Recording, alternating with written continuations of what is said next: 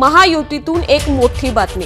राज्यात सत्ता स्थापनेपासूनच महायुतीत आलबेल नाही हे वारंवार घडणाऱ्या घडामोडींवरून दिसून येतंय। त्यातच आता महायुतीत मिठाचा खडा ठरेल अशी आणखी एक माहिती समोर आली आहे। आगामी स्थानिक स्वराज्य संस्था निवडणुका स्वबळावर लढवण्याची चाचपणी भाजपने सुरू केल्याची माहिती आहे। भाजपच्या विविध पातळ्यांवर सुरू असलेल्या बैठकांमध्ये स्वबळावर निवडणुका लढवण्याच्या सूचना देण्यात आल्याची ही माहिती आहे। त्यामुळे आता सुरू असलेल्या वादांच्या फेऱ्यानंतर स्वबळाचा नारा दिला जातोय का असा सवाल उपस्थित झालाय।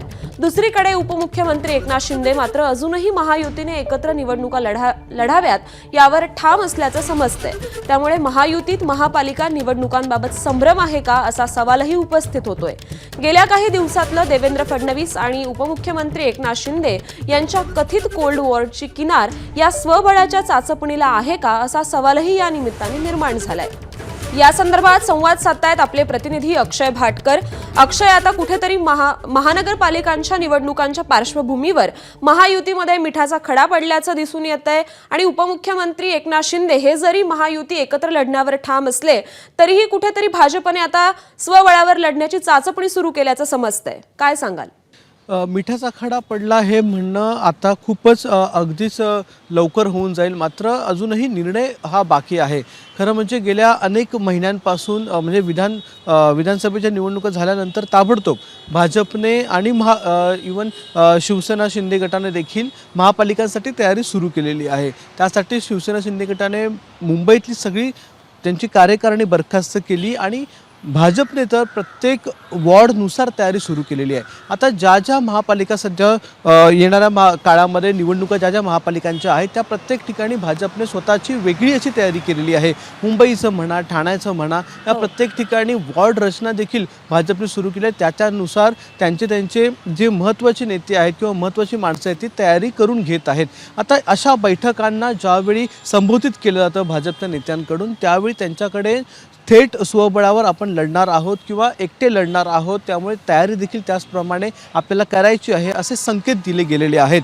अनेक मुंबईतल्या आणि ठाण्यातल्या पदाधिकाऱ्यांशी आपण चर्चा केलेली आहे आणि त्यांच्या बैठकीमध्ये हाच नारा, हाच सूर जो आहे की स्वबळावर महानगरपालिका लढवायची आहे असा सूर देण्यात आलेला आहे। त्यामुळे कार्यकर्ते देखील भाजपचे त्याच दृष्टीने काम करायला त्यांनी सुरुवात केलेली आहे।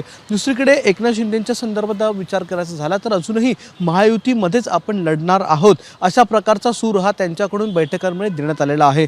पण जर आपण उदय सामंत किंवा काही नेत्यांचं वक्तव्य गेल्या 2 दिवसांचं बघितलं तर त्यांनी देखील हे काही विचारणा केली असता हे देखील स्पष्ट केलेलं आहे की जर समोरचा पक्ष किंवा कोणाला स्थानिक स्वराज्य संस्थांमध्ये एखाद्या ठिकाणी स्वबळावर लढायचं असेल तर आम्ही देखील त्याची तयारी करून ठेवलेली आहे असं उदय सामंत यांचं 2 दिवसांपूर्वीचं वक्तव्य आहे। त्यामुळे अशा या संपूर्ण परिस्थिती किंवा ज्या घडामोडी आहेत त्या जर आपण बघितल्या तर मुंबई महानगरपालिकेमध्ये येणाऱ्या काळामध्ये महापालिका जो आहे त्या स्वबळावर लढणार का असा प्रश्न जो आहे त्याचं उत्तर आपल्याला मिळू शकेल की भाजप स्वबळावर लढेल, शिवसेना शिंदेगड स्वबळावर लढेल आणि जो काही निर्णय येईल त्याच्यानंतर म्हणजे निवडणुकांच्या नंतर एकत्रितपणे युती केली जाईल तो देखील मार्ग मोकळा आहे। आता यामध्ये स्ट्रॅटेजीचा जर विचार केला आपण तर जर शिंदे गट वेगळा लढला म्हणजे शिवसेना शिंदे गट हा जो वेगळा लढला तर त्याचा फायदा हा भाजपला सगळ्यात जास्त होईल, कारण की ठाकरे गटाला रोखण्यासाठी शिंदे गट हा आधीपासूनच तयार आहे, त्यांनी तशी देखील तयारी करून ठेवलेली आहे। त्यामुळे कुठे ना कुठे या 2 शिवसेनेच्या लढाईमध्ये भाजपचे नगरसेवक जे आहेत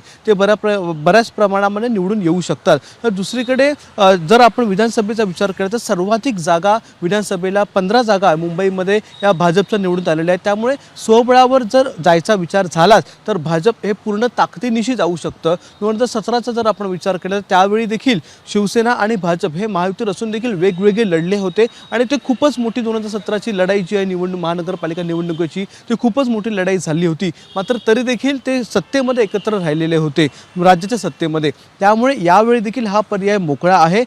महापालिका या वेगवेगळ्या लढून महायुतीमध्ये न लढता स्वबळावर लढून पुन्हा एकदा जर तशी परिस्थिती आलीच तर स्वबळावर न राहता एकत्रित येण्याचा पर्याय हा दोन्ही पक्षांकडे आहे। त्यामुळे संकेत हेच दिले जात आहेत बैठकांमधून की स्वबळावर आपल्याला लढायचं आहे, मात्र अंतिम निर्णय अजूनही झालेला नाही आहे। तो निर्णय कधी होईल हे बघणं महत्त्वाचं आहे आणि त्या निर्णयाकडेच सगळ्या कार्यकर्त्यांचं देखील लक्ष लागून आहे। यामिनी, अक्षय, तुम्ही आपल्यासोबत असेच राहा. सध्या आपल्यासोबत रवी किरण देशमुख राजकीय विश्लेषक हे आपल्यासोबत आहेत. नमस्कार रवी किरणजी, एबीपी माझामध्ये आपलं स्वागत. आता कुठेतरी महायुतीत भाजपकडून स्वबळावर लढण्यासाठी चाचपणी केलं जाते असं समजतंय. या सगळ्यांकडे कसं बघायचं, याचं कसं विश्लेषण कराल? एकतर भाजपला स्वबळावर तयारी करणं आवश्यकच आहे, कारण त्यांच्या वरिष्ठ नेत्यांनी सांगितलेलंच आहे की 2029ची निवडणूक आपल्याला स्वबळावर लढायची आणि स्वबळावर सत्ता आणायची आहे. त्यामुळे हळूहळू त्यांनी आता ही मिनी असेंब्ली म्हणतो आपण याला, स्थानिक स्वराज्य संस्थांच्या निवडणुकांना, त्या मिनी विधानसभेच्या निवडणुका स्वबळावर जिंकून अधिकाधिक सदस्य निवडून आणून त्यांना आपली जी खालची रचना आहे पूर्ण ग्रामीण पातळीवरची, शहरी पातळीवरची, ती मजबूत करायची आहे. आणि त्यात स्वाभाविक असं वाटतं त्या दृष्टीनेच त्यांनी तयारी सुरू केली आहे. आणि महायुतीमध्ये ते मोठा भाऊ आहेत, त्यामुळे त्यांचा अधिकार जास्त चालणार आहे हे सुद्धा स्वाभाविक आहे. आणि त्यांचे कार्यकर्ते हे वर्षानुवर्षे झटतायत. आज महापालिका नगरपालिकांच्या मुदत संपून आपण पाहतोय की खूप दिवस झाले जिल्हा परिषदा मग कुठं अस्तित्वात नाही. तर त्या सगळ्या कार्यकर्त्यांना संधी द्यायची आहे आणि त्यांना वाटते आमचे मुख्यमंत्री आहेत, आमचं सरकार आहे, आमचं वर्चस्व आहे. तर स्वाभाविक मला वाटतं की भाजपाची तयारी त्या दृष्टीने सुरू आहे. हो, पण रवी किरणजी, महायुती म्हणून लढण्यावर उपमुख्यमंत्री एकनाथ शिंदे हे महायुतीत एकत्रित लढण्यावर ठाम आहेत. याचं विश्लेषण कसं कराल? महायुतीत खरं तर त्यांना ते आवश्यकच आहे, कारण आज शिवसेनेचे आमदार झालं, राष्ट्रवादी काँग्रेसचे आमदार हे भाजपपेक्षा कमी आहेत.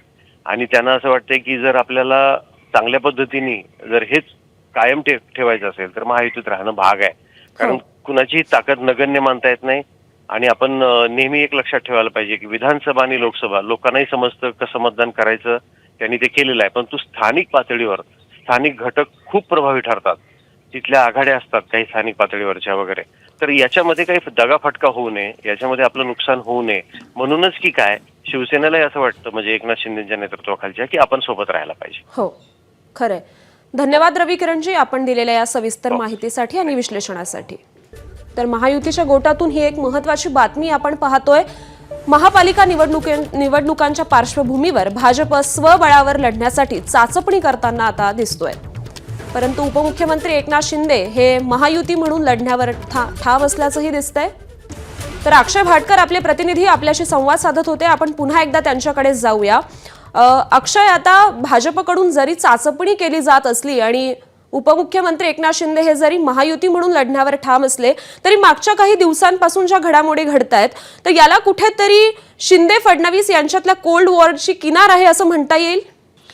कोल्ड वॉर जे सुरू आहे त्या कोल्ड वॉरच्या संदर्भात जर आपण विचार केला तर नक्कीच याला किनार आहे.